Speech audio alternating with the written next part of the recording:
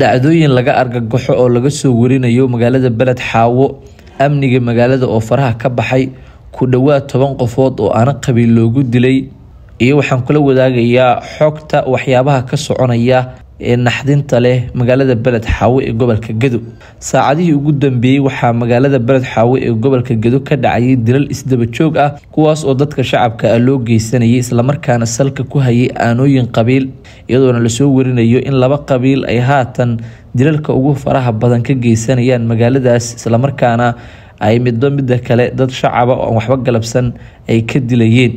dhimashada dadka ayaa gaartay ilaa iyo 7 qofood iyadoo oona 4 qof oo kamid ah dadkaasi la sheegay inay ahaayeen kuwa isku qoysa oo hal goob lagu dilay dhacdooyinka noocan iyo kuwa kale oo markaasi ah warar naxdin leh ayaana laga soo warinayaa magaalada Beled Xaawo ee gobolka Gedo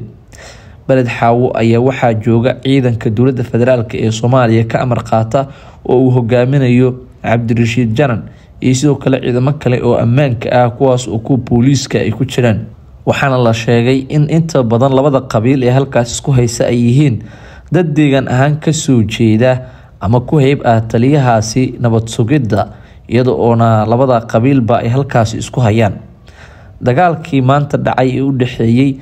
labada dhinac ayaana la sheegay in la kala matalayay maamulka Jubbaland iyo dowladda federaalka ee Soomaaliya labada dhinac ayaana halkaasi dagaal kharaar uu ku dhaxmaray waxaana xusid mudan in dabley hubeysan ama maleeshiyad hubeysan ay waa bariga hore ee saaka ay dilalka ka geysteen halkaas isla markaana ay goobta isaga baxsadeen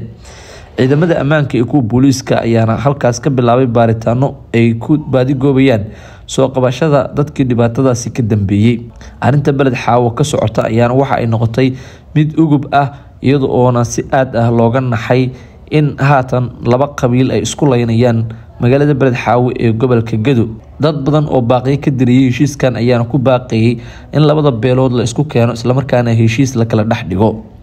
waa xaalad aad u murugsan oo muujinaysa in magaalada Beled Xaawo ay cagaha gelisay xaalad colaadeed iyadoo oona dilalku ay haatan noqonayaan kuwa sida tusbixi oo kale goostay xargaha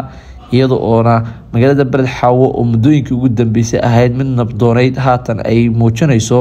in xaaladeedu ay isbedeshay waxaana ka dhacay dhimasho iyo dhaawacyo degdeg ah oo salka ku haya inta badan aanooyin qabiil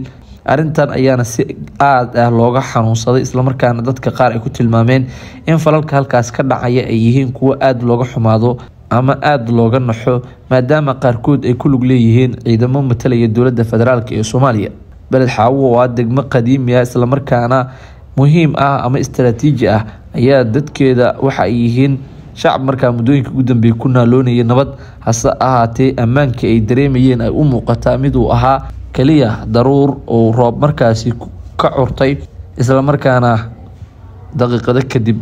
dhamaatay dowladda federaalka ah ayaana haatan laga sugayaa in tallaabo degdeg ah ay qaado oo ay ka hortagto dhibaatooyinka sii kordhaya isla markaana ay soo celiso nabadii iyo kalsoonidii shacabkaasi ay ku noolaayeen